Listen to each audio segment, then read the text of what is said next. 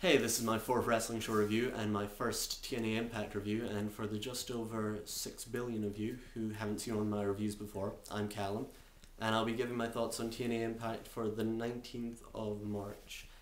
And I want to say this was a bad show, because it was. It was horribly bad. In fact, all I can think about remembering it is just a string of horrifically bad segments.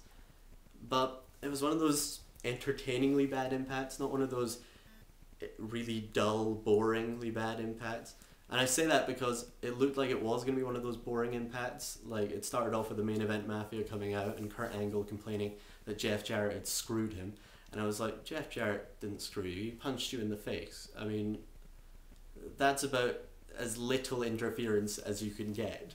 And I wish he'd screwed you more, actually, because then at least it would make sense that Sting is still capable of beating Kurt Angle. But I don't know. And then it just went on about where does Sting's loyalties lie, and Angle asked Sting where his loyalties lie, and Kevin Nash asked Sting where his loyalties lie, and I was like, I don't care. It doesn't really make a difference. He's retiring soon. Just live with it. Who cares where his loyalties lie? But yeah, and then the segment got even worse because Jarrett came out, and I just hate Jarrett on the mic. I think he's appallingly bad. Also, we were supposed to find out where his loyalties lay at Destination X and Against All Odds, and now it's still spilling over, and we're going to have to wait, well, past lockdown, I suppose? I don't know. That's, yeah. Anyway, Jarrett came out, and he said he was going to sort it out tonight, once and for all. But he did all that thing where he was just like, I'm not going to fight you, Kurt. And I was like, why do we have to play this protracted game every time Kurt Angle challenges you to a match? Just accept. We all know you're going to accept. No one cares about this whole, I'm not going to fight you, I'm the bigger man thing. Just fucking do it. You're a wrestler. Fight him. He challenged you. Anyway, so this is all leading up to the Sting Kurt Angle versus Jarrett Foley main event, which was being hyped as the biggest main event on Impact ever. And I was just like, I really hope that's not true. I really do.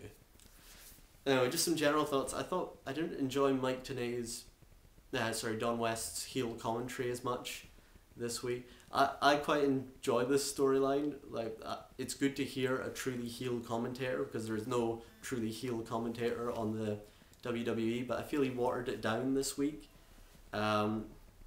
And a lot of people are like, well, it's unbelievable. You know, you just can't believe that Don West has turned heel suddenly. And I'm like, if I have to forget Don West's face commentary in order to believe this angle, I will do that in a second. I do not want to remember Don West heel commentary. Face commentary. It was terrible. So, yeah, I want him to be a bit more heel, and I want TNA to fight with him more. I feel that's a little bit more interesting. Anyway, the first match of the night, which was absolutely no surprise, the best match of the night, was the Motor City Machine Guns versus No Limit. It was a rematch for the New Japan Pro Wrestling junior heavyweight titles. It wasn't for the titles, though. I don't know. It was just a rematch for that. I didn't get why the Motor City Machine Guns came out with the belts around their waist, because surely if you've not told everyone for this long that they're the champions, even though most people knew, but if you've not told them for this long, why reveal it just before a Global Impact? Why not just wait? I mean, I didn't understand that at all. I thought that made no sense. Perhaps just Alex Shelley can't wear two belts at the same time.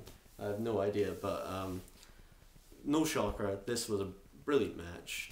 Really, really fast. Like, I didn't realize how short this match was. It was actually quite a short match. It was about 5 minutes long, I think. But it was just so fast that it looked like a regularly paced match. They did so much stuff, so many cool tag team moves. Machine Guns went for Made in Detroit. Then Saban tried a Hurricane Rana on Naito, excuse my Japanese pronunciation, on Naito from the top rope. And he rolled through and into a sort of sunset flip cover, and he got the free count, but it's not for the title, so it doesn't really matter. But yeah, this was a really good match. I don't know why they don't have 2 X Division matches every day.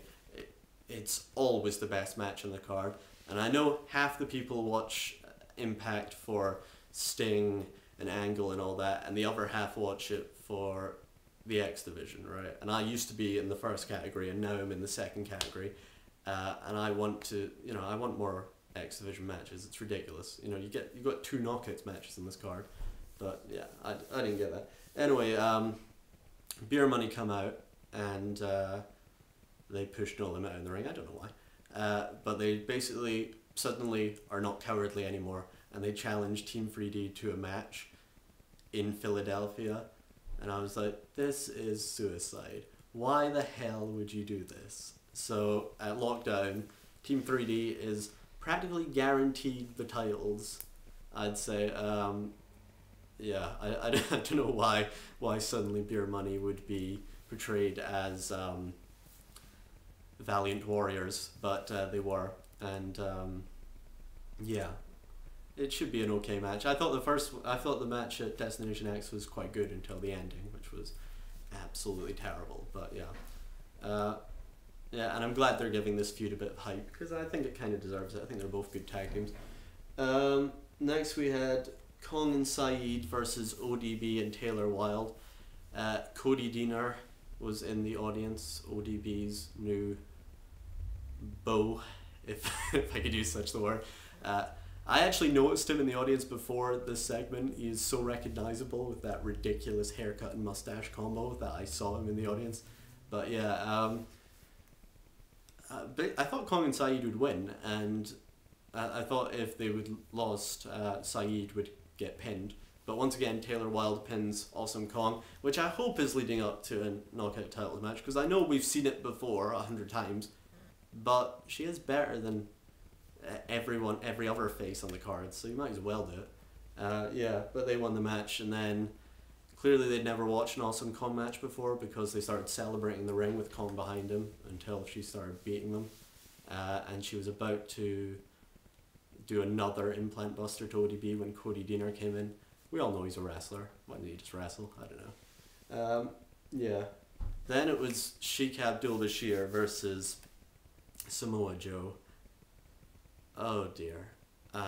This was the worst bit of the bad in this Impact. This was absolutely terrible. Like, they came out and I knew who was going to win, and I knew it would be Sheikh Abdul Bashir by disqualification. I knew they were going to keep playing up this Joe's a crazy animal thing.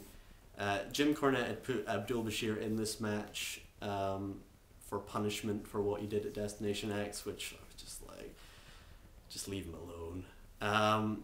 But yeah, Joe destroyed him, punched out Rudy Charles, who appears to be the first victim of the Nation of Violence. Rudy Charles appears to have got the worst of this. And then they went fighting off backstage, and the cameraman foolishly showed a shot of the audience, who just looked really annoyed that Joe had left the arena once again. They wanted to see Samoa Joe fight. They probably wanted to see Sheikh Abdul Bashir get a bit of offense in, but none of that happened, and yeah, they just went backstage. And later on we get the segment where Samoa Joe is clinically insane, right? I couldn't even understand this if Joe was a heel. Joe is a face, and he's doing this kind of crazy crap. He had Abdul Bashir tied upside down to a rope and was beating him with a cane. And, oh my god, and then he was saying horrible things like, why don't you go back from where you came from, Abdul Bashir, and tell them in Tehran, Iran, to fear Samoa Joe's Nation of Violence. And you're just like, fucking hell. This is hideous. I do not want to see this again. But yeah, I'm going to run out of time, so I'll go over to part 2. So if you want to keep watching, part 2 will be up soon. Okay.